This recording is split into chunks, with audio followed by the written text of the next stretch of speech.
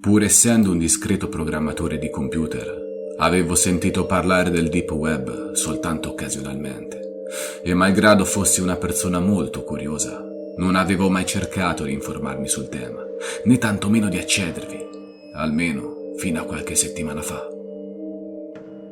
Mai e per nessuna ragione, tuttavia, mi sarei immaginato un giorno di trovarmi in una situazione simile. Mi chiamo Luca e ho 21 anni. Una notte, mentre svolgevo il mio turno di vigilanza nell'azienda farmaceutica in cui lavoro, un mio collega, per ammazzare il tempo, mi ha raccontato alcune delle sue esperienze nel Deep Web.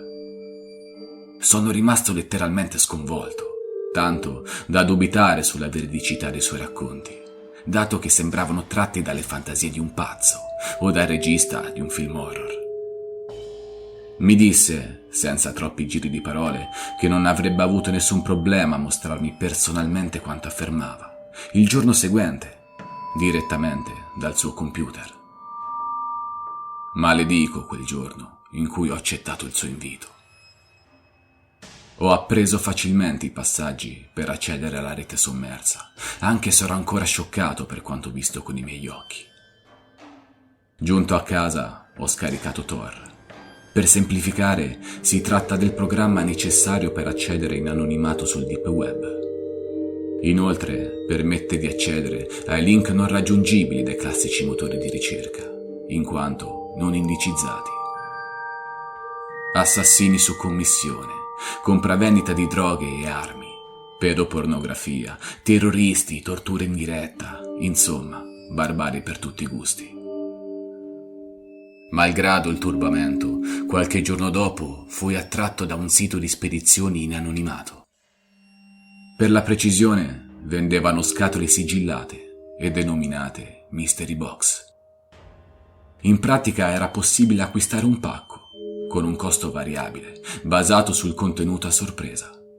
Pagamento in Bitcoin, come per tutte le transazioni del Deep Web.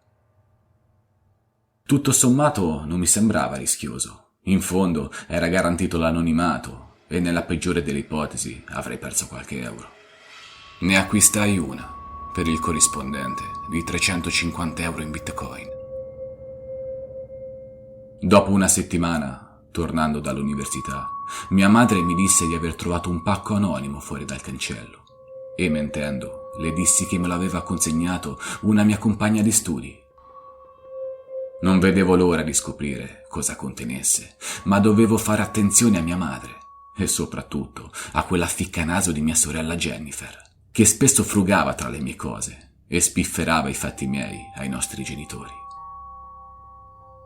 Aspettai oltre la mezzanotte e dopo essermi accertato che tutti dormissero, scesi in cantina con la scatola e un taglierino per aprire la Mystery Box. Accesi la lampada da lavoro di mio padre e incisi il nastro. Poggiai la lama e lentamente aprì la scatola. Un odore nauseabondo mi provocò un conato di vomito, così mi girai per spalancare la finestra. Il pacco conteneva delle maglie di cotone sporche e maleodoranti, del nylon arrotolato, un paio di forbici sporche di un liquido rosso rappreso, apparentemente sangue. Poi, dal fondo estrassi un sacchetto. Sgranai gli occhi nel vedere un dito, anch'esso sporco di sangue e chiaramente di una donna. Scioccato rimisi tutto nella scatola e in fretta e furia la richiusi con del nastro isolante. Risalii cercando di non fare rumore e una volta entrato nella mia stanza nascosi tutto sotto il letto. Non potevo crederci, stavo dormendo con un dito mozzato sotto il mio letto. E quella donna, pensai a quale torture doveva aver subito quella poveretta. Decisi di aspettare il mattino seguente per far sparire tutto. D'altronde, non potevo di certo dire alla polizia che ero andato sul Deep Web per acquistare una Mystery Box. Non mi avrebbero mai creduto. Mi calmai fino a prendere sonno. Alle 5 in punto, un fracasso mi svegliò. La polizia era in camera mia, con i miei genitori e mia sorella che mi guardavano inorriditi. Ci segua, mi dissero. Lei è in arresto per omicidio e occultamento di cadavere. Non sentivo nemmeno chiaramente le parole degli agenti. Ero sotto shock. Trovarono nel box altri resti della donna. Qualcuno, forse nei giorni precedenti, doveva essersi intruffolato per piazzarli. Ero stato un ingenuo a fornire a degli sconosciuti il mio indirizzo di casa. E ora che mi avevano incastrato alla perfezione, ne avrei pagato le conseguenze a caro prezzo.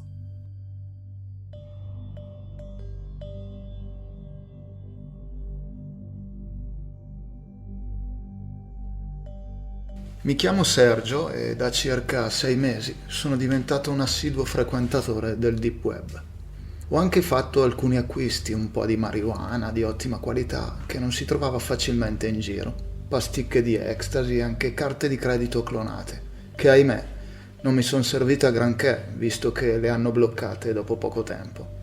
Essendo un appassionato di armi, infine, non poteva mancare nella collezione una splendida Colt M1911. Quando incappo però in siti pedopornografici esco immediatamente, così come se vedo quelli di torture o gli snuff movie. Penso che i frequentatori di quei siti non siano persone migliori dei creatori di tali obbrobri. Ieri sera ho trovato un link interessante che mi ha condotto in un nuovo mondo, il gioco d'azzardo. Devo ammettere che mi ha sempre affascinato l'azzardo in tutti i sensi, nonostante non sia mai stato ossessionato dalle carte e dal casino. Quel sito però mi ha letteralmente stregato. Si tratta di una specie di roulette russa, con la differenza che in questo caso, fortunatamente, non ci si spara, si estraggono solo dei numeri. Infatti la classica numerazione presente nella roulette dall'1 al 36, con lo 0 escluso, viene distribuita fra i 9 partecipanti.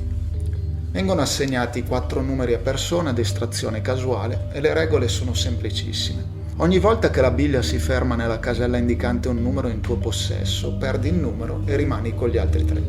E così via finché rimani con l'ultimo.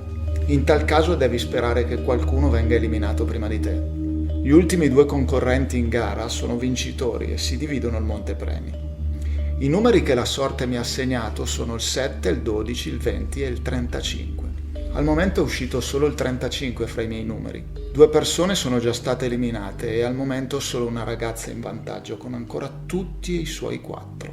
Maledizione, è uscito anche il 7, ok, calma. Malgrado ciò sto ancora vincendo un mucchio di soldi. Prossimo numero è il 13, altro concorrente eliminato. Restiamo in 2 oltre alla ragazza, che ne ha ancora 3. Io sono rimasto con 2 e il misterioso Mr. Robot, questo è il suo nickname, possiede il suo ultimo numero. Poi una voce esclama: il prossimo numero estratto è il 12. Inizio a sudare freddo. Mi sale l'ansia. Io e Mr. Robot ci giochiamo la vittoria o l'eliminazione, che poi chissà cosa accade a chi viene eliminato. No, devo scacciare la negatività. Esce il numero 20. Game over. Ho perso. I 2 vincitori trionfano, danzando sulle disgrazie mie dei precedenti concorrenti eliminati. Beh, in fondo l'avrei fatto anch'io.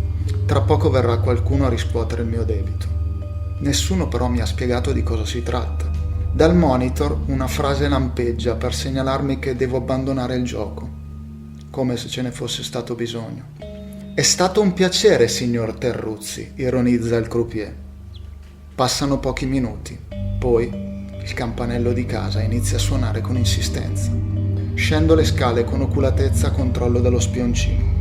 Sgrano gli occhi quando vedo un tipo losco con l'impermeabile estrarre una pistola. Fugo in cantina e cerco la scatola contenente la mia nuova Colt. Inserisco il caricatore e mi nascondo dietro l'auto. Ma cosa sto facendo? Questo è un assassino professionista, non riuscirò mai a farla franca. E poi anche se dovessi spuntarla manderebbero altri sicari per finire il lavoro. Fanculo, basta con questi pensieri negativi, lo ammazzerò e poi fuggirò in Messico. Sento la porta aprirsi e il killer canticchiare: signor Terruzzi, vieni fuori, dai, dobbiamo continuare il nostro gioco. Come se sapesse esattamente dove mi trovassi, lo sento scendere per le scale e dirigersi nel box. Poi aggiunge: signor Terruzzi, faccia l'uomo, vedrà, non se ne accorgerà nemmeno. lo intravedo e sparo. Ma quella maledetta Colt non funziona. Provo a ricaricare ancora e poi ancora, inutilmente. Cazzo!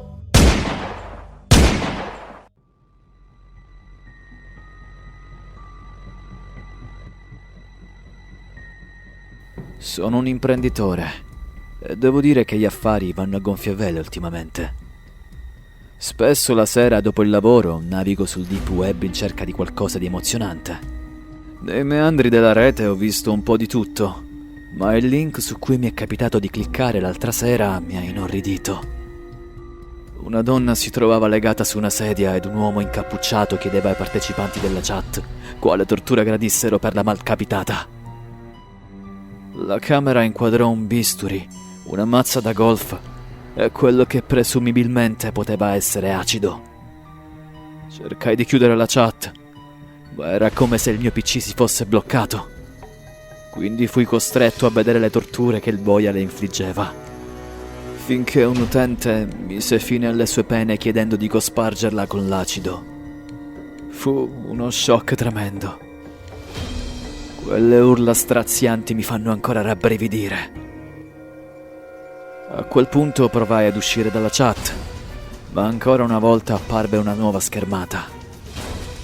Un ragazzino all'incirca sui 12 anni. Iniziarono a tagliarlo con un pugnale e a prenderlo a martellate. Ero paralizzato, non riuscivo nemmeno a muovermi. Poi il boia mi scrisse in privato nella chat. Cosa vuoi che faccia il ragazzino? Senza esitare scrissi di sparargli in testa, in modo tale che cessasse l'agonia.